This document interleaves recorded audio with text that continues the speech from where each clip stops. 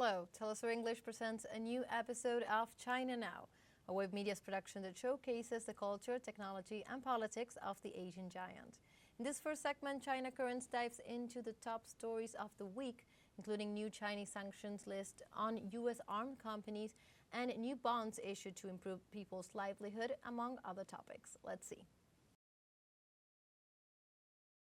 China Currents is a weekly news talk show from China to the world. We cover viral news about China every week and also give you the newest updates on China's cutting-edge technologies. Let's get started.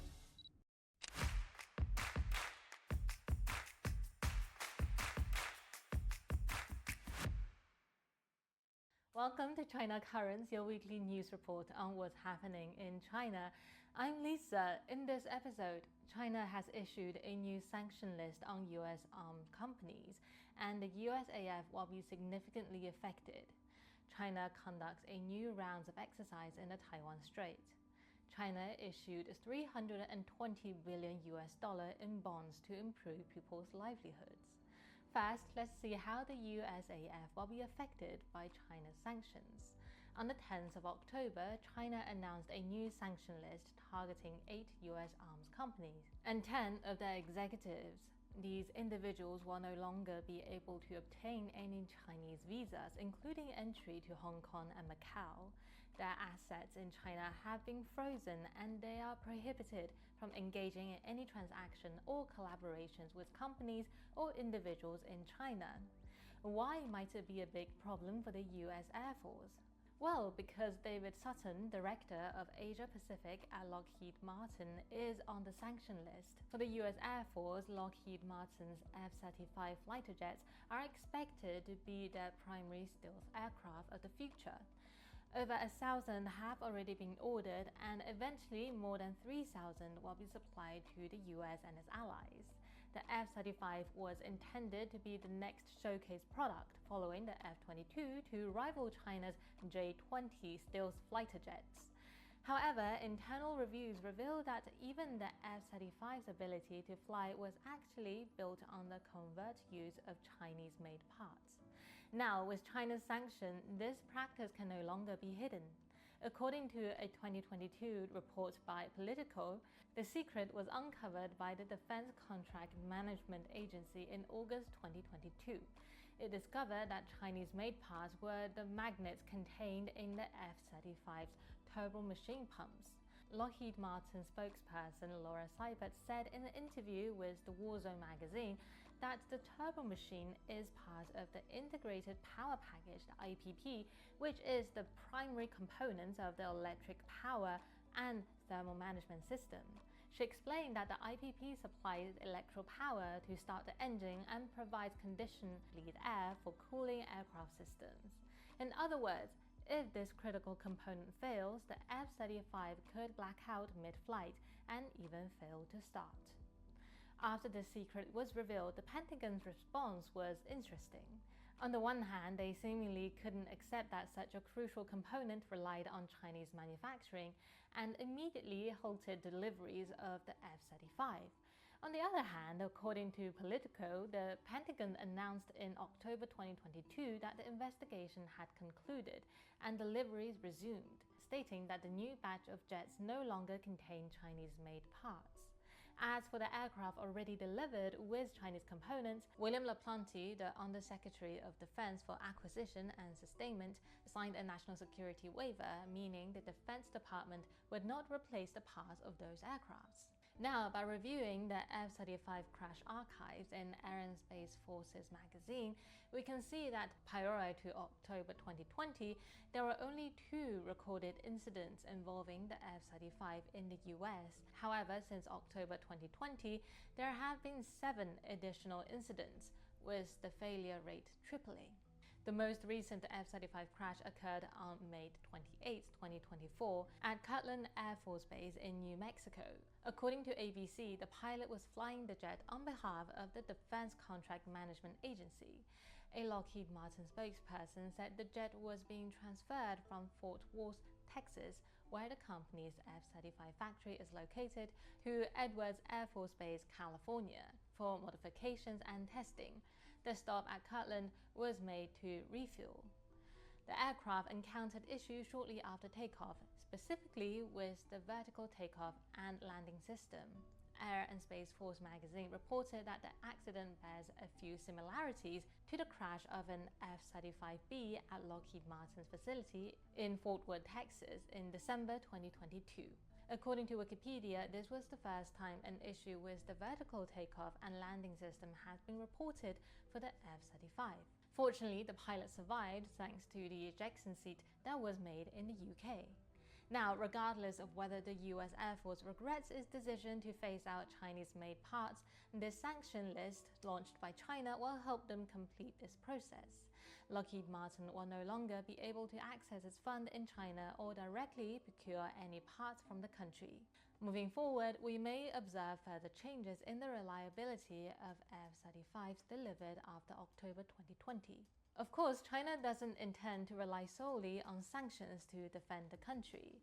On the 14th of October, the PLA conducted a joint military drill, codenamed Joint Sword 2024B, in the Taiwan Strait, with vessels and aircraft approaching Taiwan Island from different directions. The drill came after a speech from the leader of the Taiwan authorities, saying that Taiwan is not subordinate to China and that Beijing does not have the right to represent Taiwan.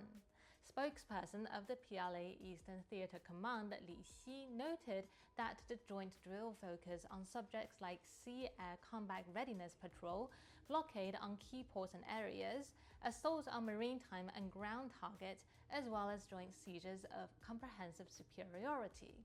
He emphasized that the drill also serves as a stern warning to the separatists of Taiwan Island.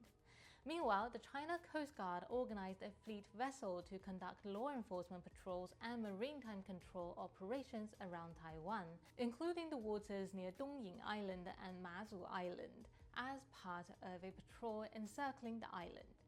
In this operation, the China Coast Guard deployed 6 formations, which is double the size of the comprehensive law enforcement drills conducted on May 23rd. Notably, among the vessels deployed was the 10,000-ton ship numbered 2901, the largest vessel currently in the China Coast Guard fleet. Interestingly, the tonnage of this vessel has surpassed that of the US Navy's Ticonderoga-class cruisers and the Allied-class destroyers. Yet, it's just a Coast Guard ship, not even a warship. In response to the mainland China's drill, the United States Department of State emphasized it remains committed to its long-standing One China policy in its official statement. In addition to the military, China has also taken steps to boost its economy. But on the 12th of October, China's Ministry of Finance announced that over the next 3 months, China will issue 2.3 trillion yuan in special bonds to alleviate local government's debt pressure and improve people's livelihood, which is roughly about $320 billion US dollars. From January to September, China's public budget expenditure reached $280 billion, reflecting a 2% increase compared to the previous years. According to the official statistics from the Ministry of Finance, these funds were primarily allocated to several key areas. Social security and employment spending rose by 4.3%. Education expenditure increased by 1.1%, and spending on agriculture, forestry, and water climbed by 6.4%. Additionally, urban and rural community expenditure experienced a growth of 6.1%, while housing security spending grew by 2.5%. Housing security could be one of the most popular topics for Western media to hype the China collapse. Just last month, the New York Times report titled with "Why It's So Hard for China to Fix Its Ailing Economy" claimed that the danger is that the government could have fewer fiscal resources to deploy to keep things from unraveling. However, on the 12th, Liao Ming, Vice Minister of Finance of China, said that in the past 3 years, the central government had allocated about $7 billion US dollars to build 6.6 million indemnificatory apartments for Chinese citizens. In China, indemnificatory apartment refers to government-provided housing aimed at meeting the needs of low and middle-income families. Additionally, China has implemented a tax rebate policy encouraging people to trade their old homes for new ones. They've also reduced the interest rate on housing provident fund loans by 0.25 percent points, which will save residents across the country a total of $2.8 billion in interest payments each year. And that is all for today. Thank you for watching this episode of China Current. If you have any thoughts or comments about our show, please reach us at the email address below. We look forward to hearing from you. See you next time. We have a short break now, but we'll be right back. Stay with us.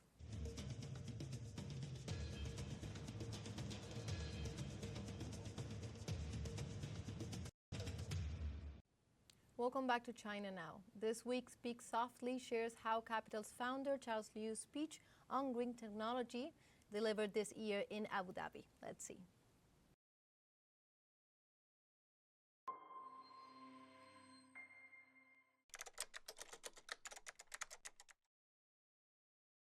Your Highnesses, Your Excellencies, ladies and gentlemen, I'm really honored to be here, especially on the occasion of the 40th anniversary of this establishment of diplomatic relations between China and the UAE, to address the issue of green tech.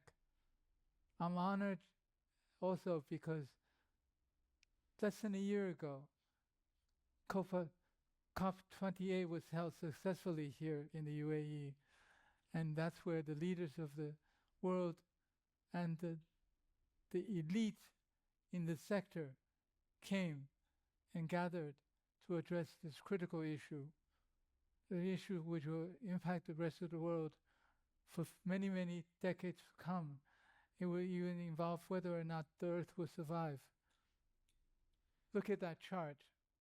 Even though 127 countries committed to improving their performance in carbon emissions, this is what we see. Continued deterioration of the situation. This is weather anomalies, and it's very, very dangerous where we're headed. And this is not just one country, because it's the whole Earth that's impacted. This is the weather anomaly chart. And this is the number of deaths chart. But this is the significant part too, for developing countries especially, the amount of money that is lost because of weather problems or climate issues. And makes it very, very difficult for developing countries to continue to develop and improve their livelihood of their people if weather continues to take away from the wealth of the earth. Let me just start by talking about outlook for green technology. There are two sides to technology. One side is the demand side, one is the supply side.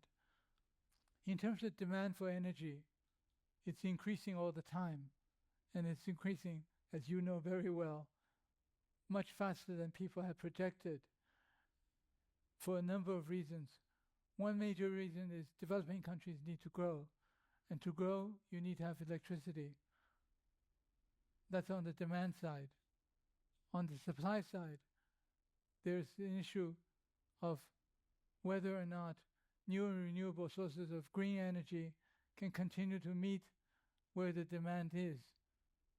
It's very, very difficult to meet the demand as it stands now, but to meet the demand that is forthcoming, that is continuing to grow, some in astronomical growth levels, for example, which we will touch on later, on AI, for example, the demand on power will be incredible. So on the supply side of electricity, 40% are still by fuel,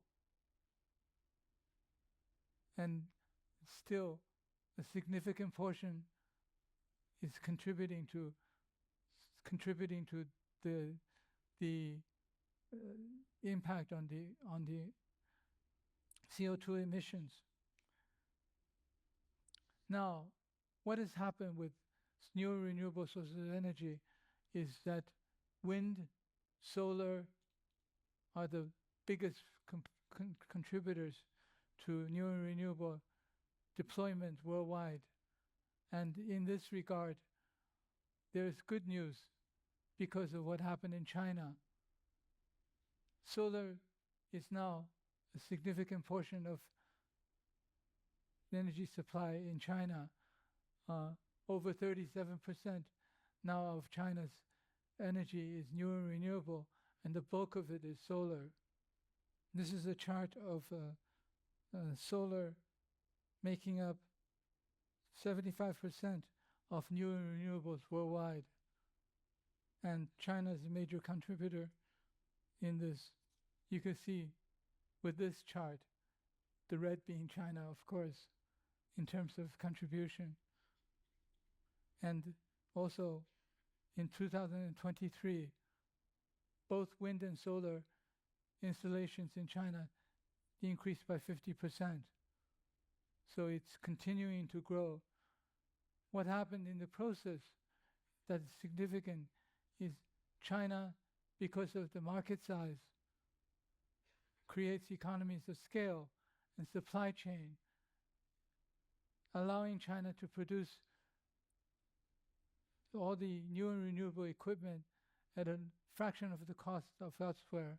We have a situation in which the price of solar is now cheaper than coal, and the price of solar is now 90% reduction from what it was 10 years ago. So it becomes available to anyone and everyone. It is hoped that in China, by 2028, 60% of new energy supply requirements will be through new and renewables. You can see utility scale solar and wind power capacity of the top 10 countries. China is the majority, it's the bulk of it. So I think it's recognized by all that China has the capacity to produce this at a very cheap price so that it could be used by the rest of the world and contribute to reducing carbon emissions for everyone. This is what's happening with solar and wind. Wind is getting bigger and bigger and bigger. This propeller is 19 tons.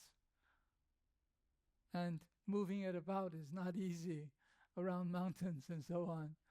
But it's the most efficient wind blade that exists now and is now widely used in China.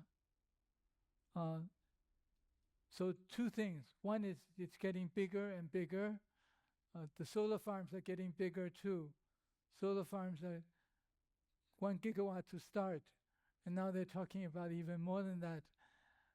Ladies and gentlemen, 1 gigawatt means 1.5 million panels. Think about what that means in terms of building, constructing, and maintaining. I have some stories to tell about that. That would be interesting. So they're getting bigger is one thing. The other thing is they're getting smarter. Internet of Things allows data to flow, and AI allows data to be analyzed and studied, and circumstances and situation to be analyzed like in never before ways. And then this is mixed energy. Wind turbines, especially offshore, have a problem in terms of transmitting it onto shore because it's pretty far off the shore. And the undersea cables are expensive and difficult to lay out. So what China has done is developed a combined system of wind and hydrogen. What you see there is something that could be moved about. It's a hydrogen generator without using fresh water. Using seawater can produce hydrogen cleanly. And then it becomes wind power converted to hydrogen. Wind power converted to hydrogen means that it could be stored and transported. This was actually successfully tested in July of this year. So we have new renewables getting bigger, smarter, and multifaceted, combination use of different technologies. I won't get into details on hydrogen energy because it's probably not going to be really significant within the near future. But there are a number of studies which indicated countries are beginning to look at hydrogen more seriously as a means of safe transport and storage. So potentially, there could be about $500 billion worth of investment in about 5 to 7 years. But it could be seen as a really good transitory or intermediate term solution. Now, this is the interesting one. Nuclear fusion. As you can see in the chart, that this is a test, laboratory test in Shanghai. And we're talking about 1.2 million, no, 120 million degrees centigrade power being generated for over 400 seconds. Now the test has improved on previous records of 100 seconds, 150 seconds, and so on and so forth. Fusion is basically, I guess the only way to describe it is a mini sun on Earth. And this is ultimately going to be the most efficient, the cheapest, and probably the only true pollution-free generator of power. There is a lot of progress, but there are no clearly delineated scientific route to addressing the technological and engineering issues that have to be addressed. It will probably take another 10 years before this is all defined. So within the next 10 years, the other means are still more important. But scientifically, it's China and Europe which are most advanced in fusion technology development. Now I'd like to address a few green technologies plus key issues. For transition from fossil fuel to new and renewable sources of energy will lead to a lot of issues. Competition. We see the competition for fossil fuel, and we will see competition for minerals that's required for new and renewables. We'll see competition for supply chains for new and renewables. We'll see competition worldwide for control over the distribution and production of new and renewables. Ultimately, in this context, I think there are two issues that I think are significant that has to be addressed. That is fairness and justice. Developed countries have been developing for a long time, have been emitting CO2 for a long time, and has been polluting the air that is impacting the rest of the world for a long time. Now, you can see this from this chart, how much has been pumped into the air by the developing nations, and in recent years by China. This is one reason why China is working very hard on promoting new renewable sources of energy. This is figures for the top CO2 emitting countries from 1750 industrial revolutions begin and to 2021. G7 countries caused 44.6% of all human-caused CO2 emissions. And there is a responsibility of the developed countries to address this issue with nuclear power plants, with new and renewables. So I think it's important in terms of fairness and justice and fairness for developing countries to receive support from the major developed countries in promoting new and renewable sources of energy that can help them develop and have sustainable development. Current climate funding is really insufficient. There have been a lot of commitments by developed countries. So I think this is something that should be brought to the attention to the rest of the world. And COP28 certainly has done that. And I think this will continue to happen. Again, sorry to talk about China so much, but China is very big in this sector. China is very big in this sector. In every aspect of new and renewables, China is a leading player. And the reason is very simple, of course, because China's market size, its economies of scale, and the most important part is government focus, policy focus, and government drive toward improving their carbon emissions. I have some examples of how the Chinese government has done it.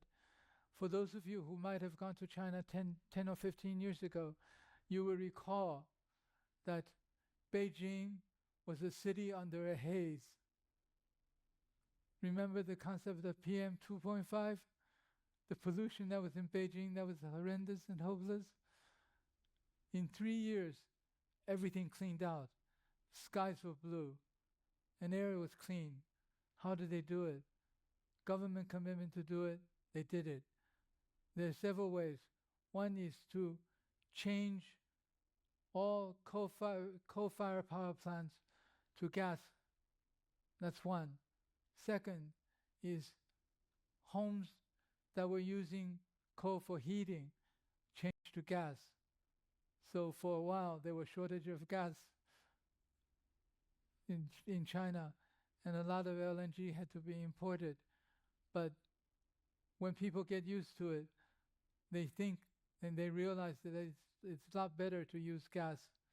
And the other part that was really good was that education.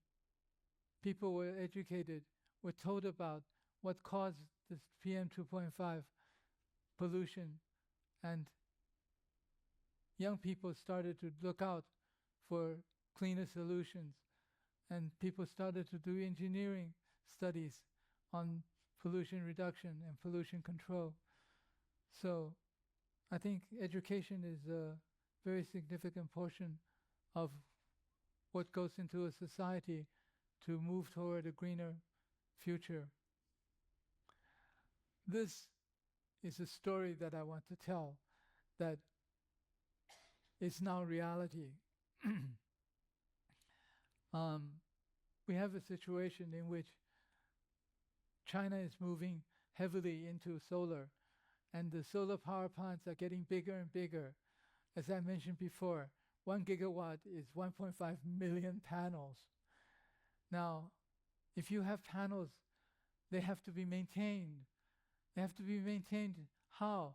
To make sure that it doesn't crack, or there are cracks which have to be solved, and then the chips inside are still functioning properly, the wires inside are not broken.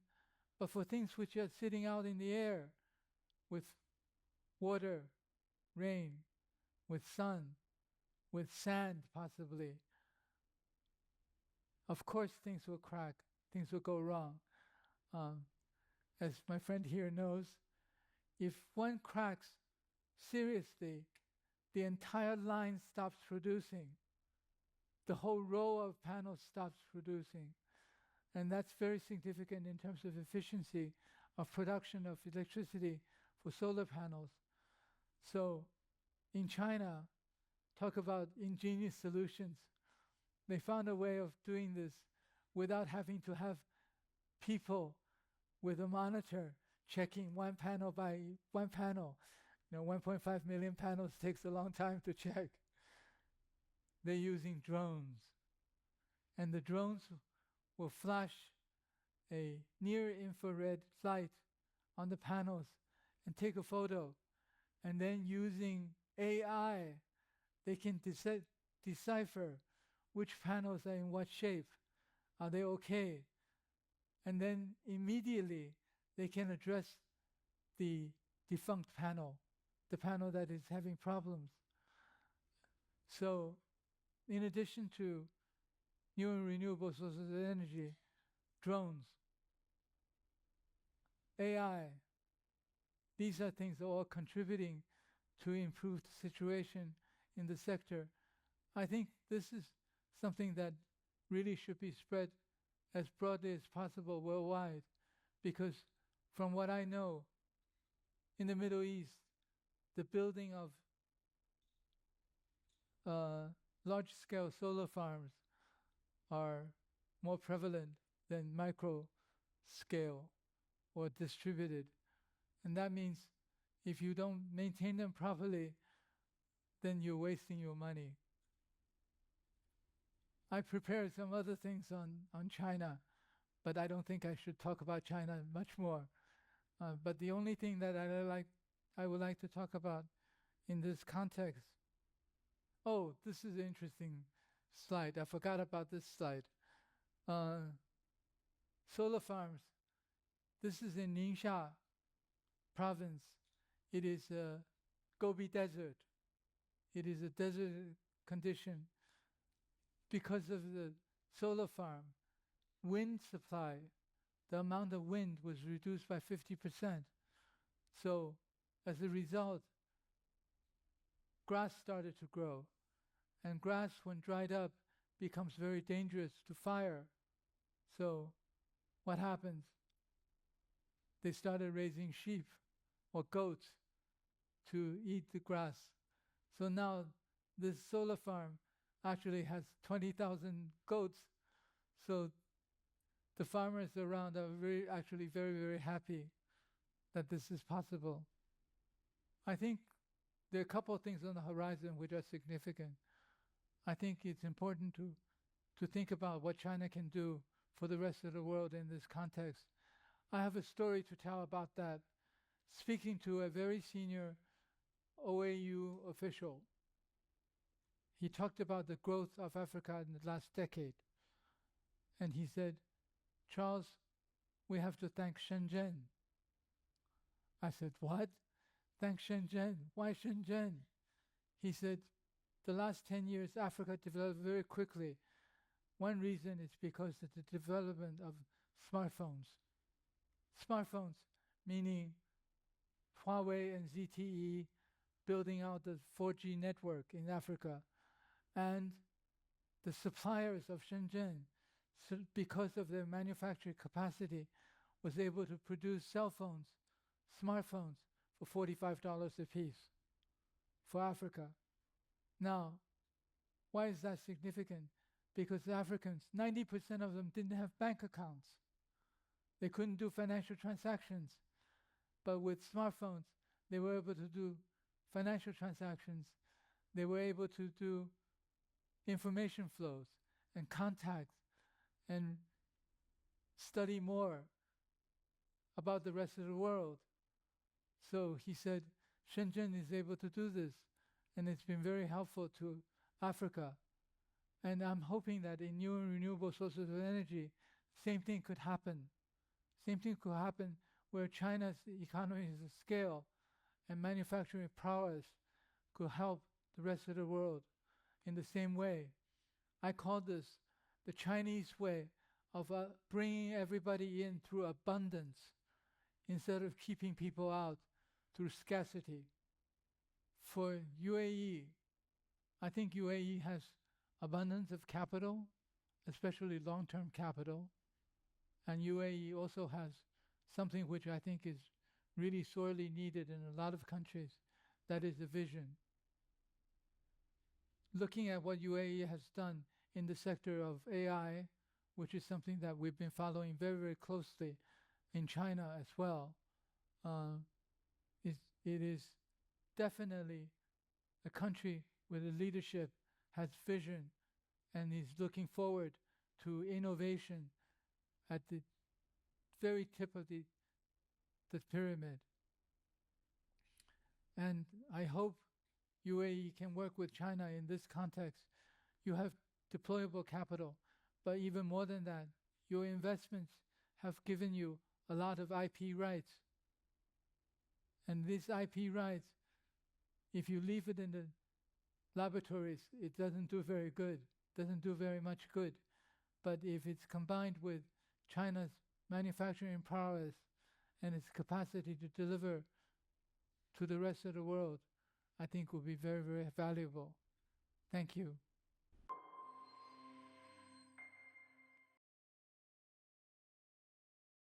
And this was another episode of China Now, a show that opens a window to the present and future of the Asian giant.